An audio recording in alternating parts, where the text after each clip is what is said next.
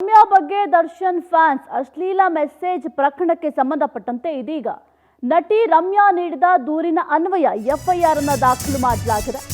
ರಮ್ಯಾ ಬಗ್ಗೆ Darshan fans ಅಶ್ಲೀಲವಾಗಿ message ಮಾಡಿದ್ರು, ಅಶ್ಲೀಲವಾಗಿ comment ಅನ್ನು ಹಾಕಿದ್ರು. ಈ ವಿಚಾರಕ್ಕೆ ಸಂಬಂಧಪಟ್ಟಂತೆ ನಟಿ ರಮ್ಯಾ ಅವರು ದೂರನ್ನು ಕೂಡ ಕೊಟ್ಟಿದ್ರು. ಇದರ ಬೆನ್ನಲ್ಲೇ ಈಗ ಎಫ್ಐಆರ್ ಕೂಡ ದಾಖಲಾಗಿದೆ. ಪ್ರಮೋದ್ ಗೌಡ ಎಂಬ ವ್ಯಕ್ತಿ ಸೇರಿ ಹಲವು ಅಕೌಂಟ್ಗಳ ವಿರುದ್ಧ ಎಫ್ಐಆರ್ ದಾಖಲಾಗಿದೆ. ಐಟಿ ಆಕ್ಟ್ 67, 66 ಹಾಗೂ ಬೆನ್ಎಸ್ 351 ಇದರ ಅಡಿಯಲ್ಲಿ ಪೊಲೀಸರು ದೂರನ್ನು ದಾಖಲು ಮಾಡಿಕೊಂಡಿದ್ದಾರೆ. ಸದ್ಯಕ್ಕೆ ಎಫ್ಐಆರ್ ಕೂಡ ದಾಖಲು ಮಾಡಲಾಗಿದೆ.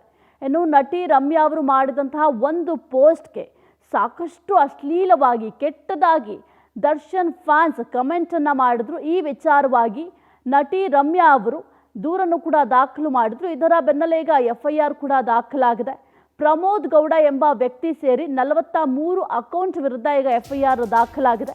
ಇನ್ನು ಕೇಂದ್ರ ವಿಭಾಗದ ಸೆನ್ ಠಾಣೆಯಲ್ಲಿ ಪ್ರಕರಣ ದಾಖಲಾಗಿದೆ. ಇನ್ನು ಐಟಿ ಆಕ್ಟ್ 67, 66 ಹಾಗೂ ಬಿಎನ್ಎಸ್ 351, 352, ಬಿಎನ್ಎಸ್ 75 ಅಡಿ ಎಫ್ಐಆರ್ ಕೂಡ ಈಗ ದಾಖಲಿಸಿಕೊಂಡಿದ್ದಾರೆ ಪೊಲೀಸರು. ಇನ್ನು ಸಾಕಷ್ಟು ಏನು ಅಶ್ಲೀಲವಾಗಿ ಕಮೆಂಟನ್ನು ಹಾಕಿದ್ರು, ಆ ಕಮೆಂಟನ್ನು ಓದಲಿಕ್ಕೂ ಕೂಡ ಸಾಧ್ಯ ಆಗೋದಿಲ್ಲ. ಎಷ್ಟೋ ಜನ ಇದರ ವಿರುದ್ಧ ಕೂಡ ಸೆಳೆದಿದ್ದರು. ಮಹಿಳಾ ಆಯೋಗ ಕೂಡ ದೂರನ್ನು ದಾಖಲು ಮಾಡಿದ್ರು ನಟಿ ರಮ್ಯಾ ಫ್ಯಾನ್ ಒಬ್ಬರು. ಅದರ ಬೆನ್ನಲ್ಲೇ ಮಹಿಳಾ ಆಯೋಗ ಕೂಡ ಕಮಿಷನರ್ಗೆ ಪತ್ರವನ್ನು ಕೂಡ ಬರೆದಿದ್ರು. ಇದೇ ವಿಚಾರಕ್ಕೆ ಸದ್ಯಕ್ಕೆ ಎಫ್ಐಆರ್ ಕೂಡ ಆಗಿದೆ. ಮುಂದೆ ಯಾವ ರೀತಿ ಕ್ರಮ ತೆಗೆದುಕೊಳ್ತಾರೆ ಪೊಲೀಸರು ಅಂತ ಕಾದು ನೋಡಬೇಕಾಗತ್ತೆ ಈ ವಿಚಾರಕ್ಕೆ ಸಂಬಂಧಪಟ್ಟಂತೆ.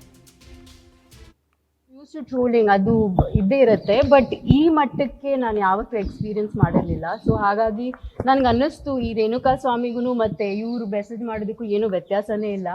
ಆ್ಯಂಡ್ ಸೊ ಖಂಡಿತವಾಗ್ಲೂ ನನಗೆ ಈ ಥರ ಕಳಿಸ್ತಾರೆ ಅಂದರೆ ಇನ್ನು ಸಾಮಾನ್ಯ ಹೆಣ್ಮಕ್ಳಿಗೆ ಯಾವ ಥರ ಕಳಿಸ್ತಾ ಇರ್ಬೋದು. ನಮ್ಮ ಸಮಾಜ ಎಷ್ಟು ಕೀಳ್ಮಟ್ಟಕ್ಕೆ ಬಂದಿದೆ ಅಂತ ನನಗೆ ತುಂಬ ಬೇಸರ ಆಯಿತು. ಸೊ ಸುಪ್ರೀಂ ಕೋರ್ಟ್ ಅವರು ಒಂದು ಸ್ಟೇಟ್ಮೆಂಟ್ ಕೊಟ್ಟಿದ್ರು ಹೋದ್ವಾರ, ಜುಲೈ 24 ಅನ್ಸುತ್ತೆ.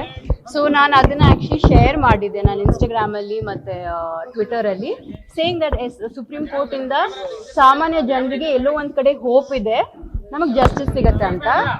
ಅದಾದಮೇಲೆ ಟ್ರೋಲ್ಗಳೆಲ್ಲ ಶುರು ಮಾಡಿಕೊಂಡ್ರು. ಸೊ ಹಾಗಾಗಿ as a celebrity I am used to trolling, ಅದು ಇದ್ದೇ ಇರುತ್ತೆ, ಬಟ್ ಈ ಮಟ್ಟಕ್ಕೆ ನಾನು ಯಾವತ್ತೂ ಎಕ್ಸ್ಪೀರಿಯನ್ಸ್ ಮಾಡಿರಲಿಲ್ಲ. ಸೊ ಹಾಗಾಗಿ ನನಗೆ ಅನ್ನಿಸ್ತು ಈ ರೇಣುಕಾ ಸ್ವಾಮಿಗೂ ಮತ್ತು ಇವರು ಮೆಸೇಜ್ ಮಾಡೋದಕ್ಕೂ ಏನೂ ವ್ಯತ್ಯಾಸನೇ ಇಲ್ಲ. ಆ್ಯಂಡ್